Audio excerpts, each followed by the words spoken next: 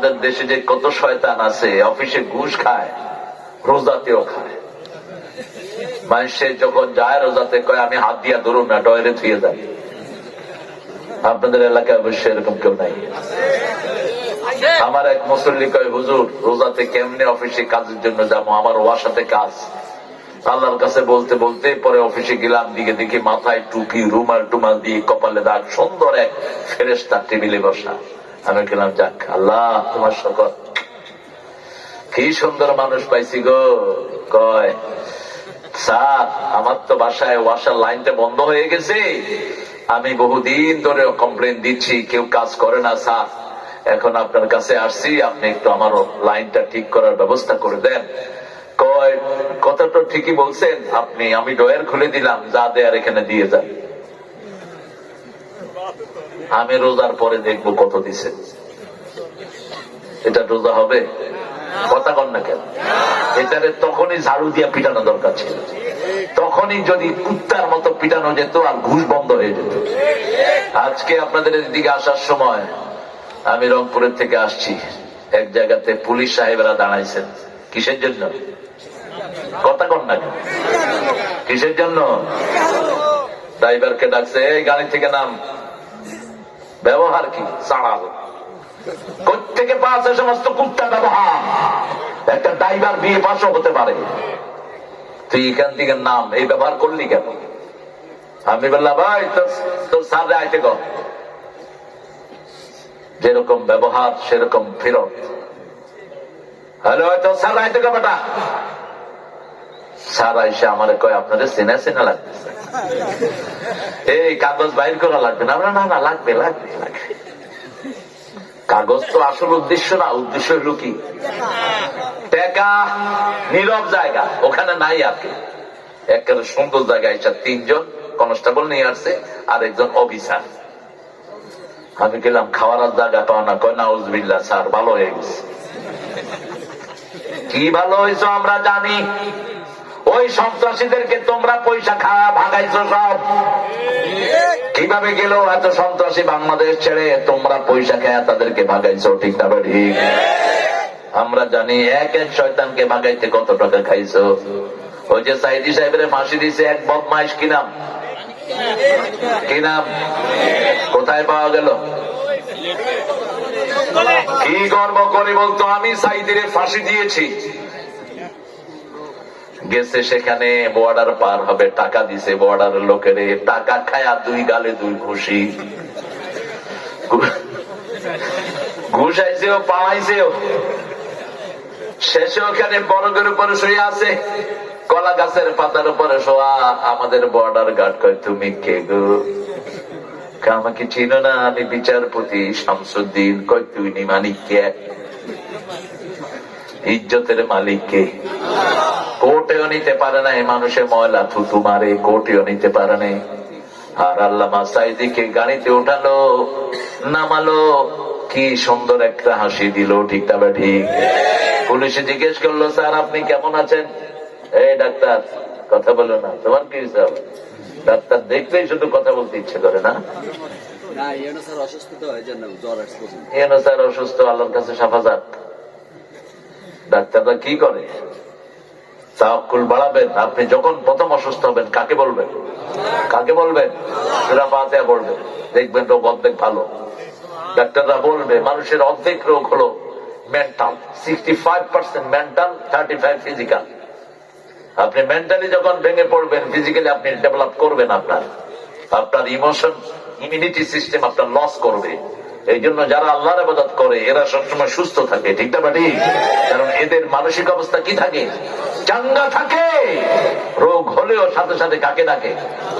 আল্লাহকে ডাকে। আল্লাহ বলছেন রোগের ভিতরে, তেলাওয়াতের ভিতরে শেফা দান করেছেন কে? সূরা বনী ইসরাঈল, নুনাজ্জিলু মিনাল কুরআনি মা হুয়া শিফাউ ওয়া রাহমাতুল লিল মুমিনিন ওয়া লা ইয়াজিদুয যালিমিনা ইল্লা খাসারা। এই কোরআনে যা নাজিল করেছি সবটাই হলো আরোগ্যতা। সবটা কি? আরোগ্যতা। একদিকে পড়বেন, আরেকদিকে ভালো করে দিবেন কে? রমজান মাসে রোগ কম হয় না বেশি? জিজ্ঞেস করবেন ডাক্তারকে যে কোন মাসে রোগী কম পাই। আমার গোষ্ঠী তো আছে ডাক্তার, আমার ভাতিজার সাথেই ছিল আমার এই প্রিয় ডাক্তার। আমার ভাতিজা রাজশাহী ইসলামী ব্যাংক মেডিকেল থেকে মেডিসিন অফিসার হয়েছে, এখন সে ইয়েতে ডিগ্রি করতেছে হার্টের উপর। তোমার সাথে যোগাযোগ আছে তো? তো জিজ্ঞেস করলাম যে আমার অনেক ডাক্তার আমার পরিবারে, বললাম যে তোমরা রোগী কখন কম পাও? আমরা দোয়া করি রমজান যেন তাড়াতাড়ি শেষ হয়।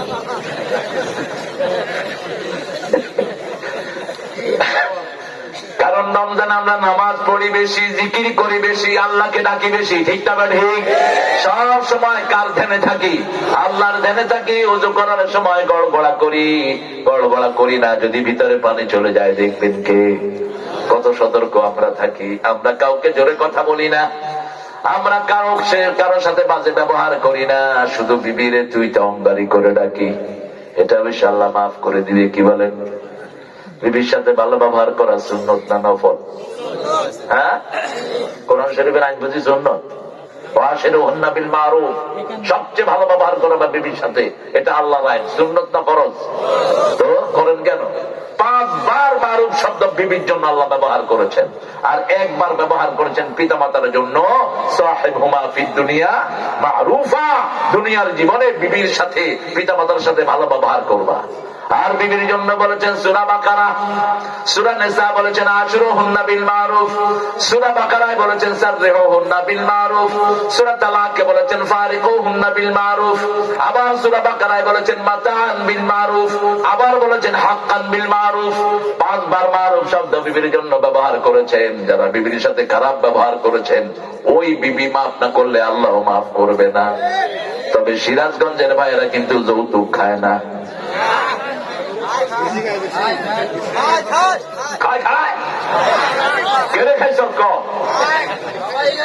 সবাই রেডি থাকেন আল্লাহর রহমতে, কিয়ামতের ময়দানে জিনাকার হিসাবে উঠার জন্য রেডি থাকেন। ওই বেড়ি মাফ না করলে আল্লাহ মাফ করে। আজকে গিয়ে পায় পড়, যেগুলো যৌতুক খেয়েছিস, তোদের মতো খারাপ একটা নিকৃষ্ট কুত্তাও হতে পারে না। রাসূল বলেছেন লোহার আংটি হলো মোহরা দিয়ে বিয়ে করবা, আর আল্লাহ মোহরাটাকে ফরজ করেছেন। ওয়া আতুহুন্না উজুরাহুন্না ফারিদা ওয়া আতুহুন্না সাদাকাতিহিন্না নিহলা, তাদের সন্তুষ্ট চিত্তে তাদের মোহরানা আগে আদায় করে দাও। বিয়ের আসরে আগে কিসের কথা হয় বলেন তো? কুদ্দুস আলীর ছেলে কুব্বত আলী, আব্দুল হালিমের মেয়ে সকিনার সাথে বিয়ে। সকিনাকে আগে গিয়ে লোকেরা বলে, তার আব্বাও থাকে চাচাও থাকে, সকিনা কুব্বত আলীর ছেলে, কুব্বত আলী কুদ্দুস আলীর ছেলে তোমাকে 40,000 টাকা মহারানায় বিয়ে করতে চায়, তুমি রাজি? কবুল। কবুল। বিয়ের সব কান্না আছে দেখছেন। আল্লাহ তোমার একটা নেককার মেয়ে দান করুক। আমার কথায় হাদিস আসে, দেখেন রাসূল মসজিদে নববীতে বসে আছেন, এক মহিলা সাহাবী এসে বলছেন জাওয়াজনি ইয়া মুহাম্মদ, হে মুহাম্মদ আপনি আমারে বিয়ে করেন, আপনি আমারে বিয়ে করেন। রাসূল নিচের দিকে তাকিয়ে আছেন, সবচেয়ে লজ্জাশীল মানুষ ছিলেন মুহাম্মদ সাল্লাল্লাহু। মহিলা আবার বলছে ইয়া রাসূলুল্লাহ আমারে বিয়ে করেন। এই ছেলের মতো এক সাহাবী এসে বলছে হুজুর আপনি না করলে?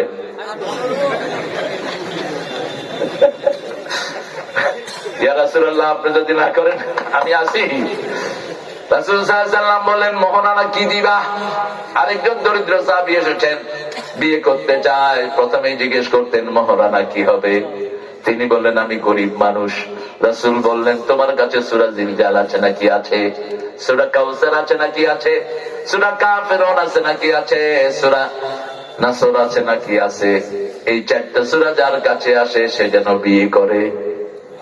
সে তার বউকে 4টা সূরা শিখাবে। 4টা সূরা হলো তার মহারানা। বুড়া বয়সে কোরআন শিক্ষা করা সহজ না কঠিন? আমি এক চাচার পিছনে দীর্ঘদিন পরিশ্রম করে সোজা করতে পারি নাই। লিইলাফি কুরাইশিন ইলাফিহিম, আর উনি পড়তেছেন লিইলাফি কুরাইশিন আবিলাই হাইবিউম। এখন আমি বললাম না চাচা, লিইলাফি কুরাইশিন ইলাফিহিম, উনিকে আবিলাই হাইবিউম। কয় বাবা এত বছর ধরে এটা পড়ছি, এখন কি এটা তাড়াতাড়ি চেঞ্জ হবে?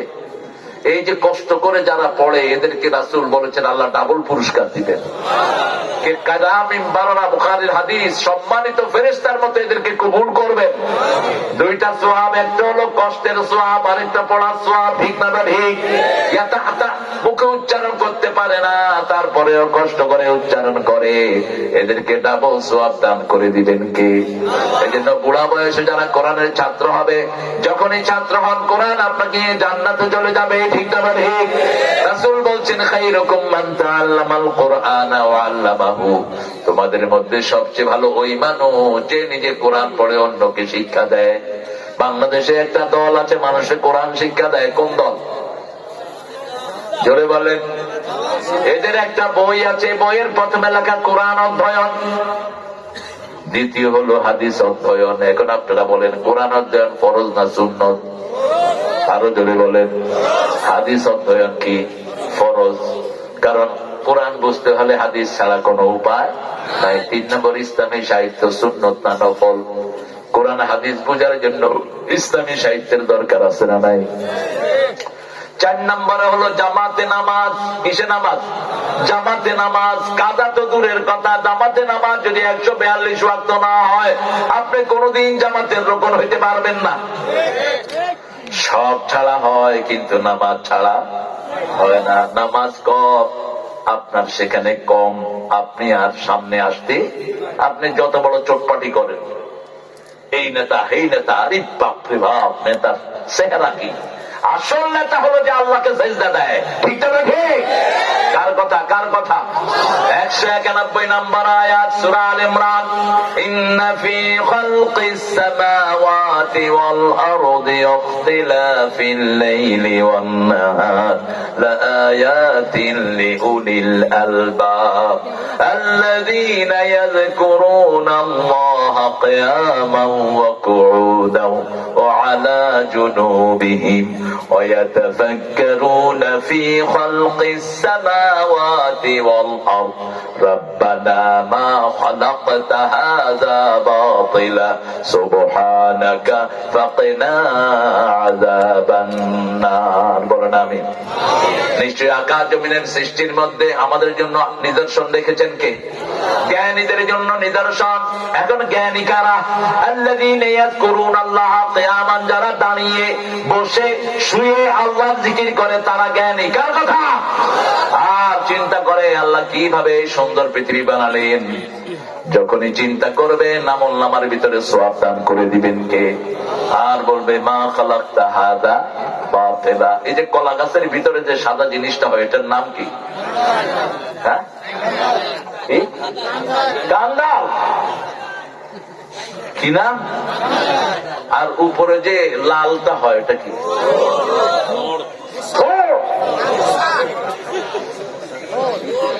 হ্যাঁ, খাইছেন এগুলি কোনদিন? সেই স্বাদ। একটু যদি তেঁতুল দিয়ে হয় সবার জিহ্বায় পানি। খায় নি স্বাদ। এই যে কলার ভিতরে সাদা, এটা তো আমরা বিক্রি করি না। বিক্রি করি না, কিন্তু ইংল্যান্ড আমেরিকার হসপিটালে এটা বিক্রি হয় সাদা। আমি এক হসপিটালে দেখে বললাম যে হোয়াট ইজ ইট? বলছে it's a banana, heart of banana. ওদের তো নাম নাই, ব্যানানার ভিতরেরটা। আমি বললাম কি করবি এটা? কয় তোমার যদি লুজ মোশন হয় খাওয়ায় তখন সাথে সাথে বন্ধ হয়ে যাবে।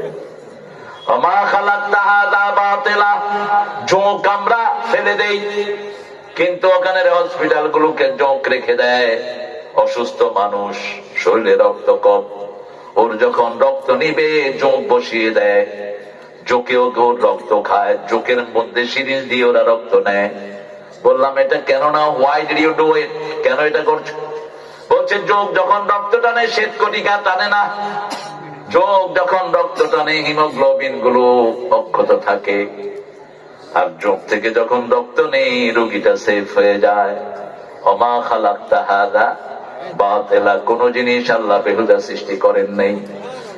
এই পৃথিবীতে যা কিছু আমরা দেখি সব আমাদের উপকারের জন্য। ঠিক না ঠিক? নিম পাতা আমরা ধরি না, অথচ শ্রেষ্ঠ অ্যান্টিবায়োটিক হলো এই নিম পাতা। প্রতিদিন রাতে দাঁত মাজতেন নিমের ডাল দিয়া, মুখের রোগ গুলো ভালো করে দিবেন কে? কাঁঠাল ওই যে আম পাতা দাঁত মাজবেন, দাঁত সুন্দর থাকবে, মাড়িও সুন্দর। আর আমরা বাজি কি, আমরা কলগেট ব্যবহার করি। ইহুদির বাচ্চারা কোনদিন মুসলমানদের ভালো চায় না। ইহুদির বাচ্চারা কলগেটের ভিতরে এমন একটা ইনগ্রেডিয়েন্টস দেয় যেটা মানুষের ইমান নষ্ট হয়। যেমন কোকের ভিতরে শুকরের চর্বি দেয় তারা, কিন্তু মানুষ খায় বলি দেয়। যেমন হিন্দুরা তাদের খাওয়ার ভিতরে গরুর মুদ দেয়। কিসের মুদ? গরুর মুদ। কারণ গরু তাদের কি? জোরে বলে, গরু হইল মা। ওই যে করোনা হওয়ার পরে ঠাকুররা বলছে গরু কা বউল ফিলো, করোনা চলা যায়গা। দেখছেন না ছবি? গরুর পাশায় মুখ খাইতেছে। কথা কন না কেন? দেখছেন না? গরুর মুখ যে খাইছে সে আগে মরছে, উজু করছে যে সে বেঁচে গেছে। ঠিক না ঠিক? ওয়ার্ল্ড হেলথ সেন্টার বলছে তোমরা উজু করো, করোনা মুক্ত হয়ে যাবা। ওমা খালাকতা হাযা বাতিলা। কোথা থেকে এসলেন? এসে যদি উজু করেন আপনার ক্লান্তি দূর করে দিবেন কে?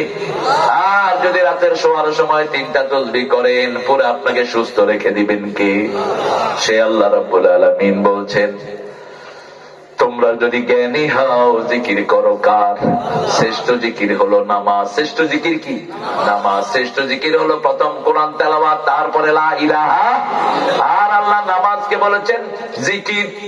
ফাসআউ ইলা যিকরিল্লাহ। আল্লাহর জিকিরের দিকে দৌড়ে না, জোরের চেয়ে হাঁটার চেয়ে বেশি, দৌড়ের চেয়ে কম। ইদা মুররু মুররু কিরামা, এটাকে বলা হয় সাই। আমরা 5 ওয়াক্ত নামাজ শুনে, আজান শুনে কোথায় যাব? মসজিদে। যাবেন তো? দেখি হাত তুলে দেখি কারা কারা যাবে। বলেন হে আল্লাহ, হে আল্লাহ, আপনার নামে ওয়াদা করছি জীবনে আর কোনদিন ফরজ নামাজ, ফরজ রোজা, ফরজ পর্দা, ফরজ কোরআন মানা ছেড়ে দেব না। আমিন ইয়া রাব্বাল আলামিন। রাসূল সব নামাজ কোথায় পড়তেন? সব নামাজ ঘরে পড়তেন, শুধু ফরজ কোথায় পড়তেন? মসজিদে। আর বলতেন ঘরগুলোকে কবর বানায়ও না, মসজিদ বানায়ও না, এমন যেন না হয় সব নামাজ ঘরে পড়ো। আযান হওয়ার পরে যারা মসজিদে যায় না, রাসূল বলছেন সাল্লাল্লাহু, আমার মন চায় তাদের বাড়িগুলো আমি আগুন জ্বালিয়ে জ্বালিয়ে দেই, কিন্তু পারি না। শিশু আর মহিলার জন্য মসজিদে পেশাব করেছে, তাকেও তাড়ান নাই রাহমাতাল লিল। রাসূলের আলোচনা শুনতে শুনতে এক সাহাবী কি হয়েছে, অন্য সাহাবীরা কয় কিরে তুই এই কাম করার জায়গা পাইলি না? আপনাদের মসজিদে যে কি পেশাব করে কি করবে? কি করবেন? আগে মাই। হ্যাঁ, দেখেন রাসূল কি জবাব দিচ্ছেন। বাশশিরু ওয়ালা তুনাফিরু, আশশিরু ওয়ালা তুআসসিরু, বুইসতু মুআসসিরিন। সুসংবাদ দাও, দুঃসংবাদ দিয়ে সরিয়ে দিও না। সহজ করে দাও, কঠিন করে দিও না। আমি সহজ করার জন্যই দুনিয়াতে এসেছি। সবার হাত নেমে গেল। এবার আগন্তুক লোকটা বলছে আল্লাহুম্মা ইরহাম আলাইয়া ওয়া ইরহাম আলা মুহাম্মদ ওয়ালা তুরহাম আলাইহিম। হে আল্লাহ, আমার উপর রহম করেন, মুহাম্মদ সাল্লাল্লাহু আলাইহি ওয়াসাল্লামের উপর রহম করেন। যারা আমারে মারতে ধরছে তাদের উপর রহম কইরেন না। স্বাভাবিক, আপনি মসজিদে আসলে তাকে ভাগিয়ে দিবেন না। হাত কোথায় বাঁধছে বাঁধুক, হাত না বাঁধলি। ঠুনকো জিনিস নিয়ে কিছু আমাদের দেশে ফিতনাবাজ আছে, মুসল্লিদের মধ্যে ফিতনা করছে। আমিন জোরে বললো, ঠিক আসতে বললো। তবে ইমাম যদি আসতে বলে তুমিও আসতে বলবা, কারণ ইমামের আগে যদি কেউ আমিন বলে ওর নামাজ থাকবে? কথা বল না কেন? ওর মাথা কিসের মাথা হবে? কুত্তার মাথা হবে কিয়ামতের ময়দানে। ইমামের আগে কোন কাজ তুমি করবা না, নামাজ শেষ। কি শেষ? ইমাম নামাজ লম্বা করলে পেছন থেকে খোঁট দিবে না। হ্যাঁ, ইমামকে সতর্ক করবা না, নামাজ শেষ। রাসূল বলছেন সল্লু খালফা কুল্লি বিররিন ওয়া ফাজির। ইমাম যদি গুনাহগার হয় তার পিছনে নামাজ পড়ো, নেককার হলেও নামাজ পড়ো। ইমাম চেঞ্জ করতে যাবেন না, ইমামকে চেঞ্জ করার চেষ্টা করেন। যদি ইমামের ভিতরে মেজর কোনো দোষ থাকে, অনেক ইমাম এখন সুদের ব্যবসা করে, আপনাদের এরিয়াতে নাই। কেন করে? আপনি বেতন দেয় 5,000, এটা দিয়ে ও কি করবে? সবচেয়ে কম বেতন বাংলাদেশে কাদের? জোরে বলেন। কিন্তু সবচেয়ে সুন্দর চলে কারা? ইমামেরা। অল্প টাকায় বরকত দিয়ে দেন কি? অথচ সৌদি আরবের বদনামি করেন, সৌদি আরবে ইমামের বেতন এখনো সবচেয়ে বেশি। আমরা তো মসজিদ মুখী না। এখন মসজিদে কারা যাবে, কারা মসজিদের দায়িত্ব নিবে? সূরা তাওবার 18 নম্বর আয়াতে আল্লাহ তাদের পরিচয় দিচ্ছেন, ইন্নামা ইয়া'মুরু মাসাজিদাল্লাহি মান আমানা বিল্লাহি ওয়াল ইয়াউমিল আখির ওয়া আকামাস সালাত ওয়া আতাজ যাকাত ওয়া লাম ইয়াখশা ইল্লাল্লাহ। মসজিদের পাশে আমার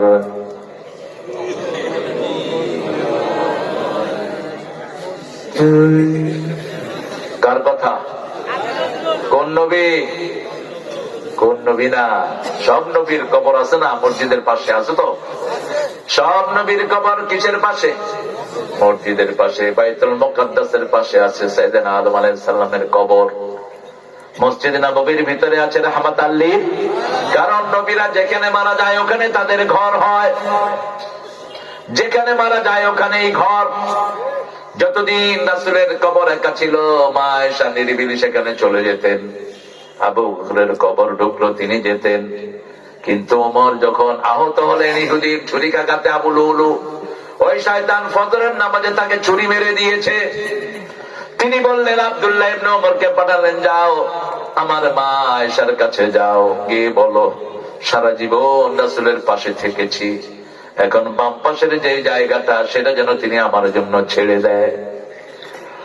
মা আয়েশা বড় কষ্টে পড়ে গেলেন। তিনি বললেন, জায়গাটা আমার জন্যই রেখেছি, কারণ এটা মা আয়েশার ঘর ছিল। কার ঘর? কথা বল না কেন? মা আয়েশার রুম। বিবিদের রুম ছিল 11টি রুম।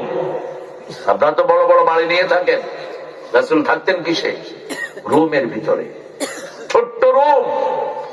রাসূল সেজদা করতে মা আয়েশার পা গুটিয়ে দিতেন, এত ছোট্ট রুমে থাকতেন রাহমাতাল লিল। আর আমার দেশের মেম্বারে গো টাকা কি, ওনার কামের পোলা 400 কোটি টাকার মালিক, হেলিকপ্টারে চলে কামের পোলা। কথা কন না কেন? কোত্থেকে নিয়েছো টাকা? আমার গরিবের টাকা, ঠিক না ঠিক?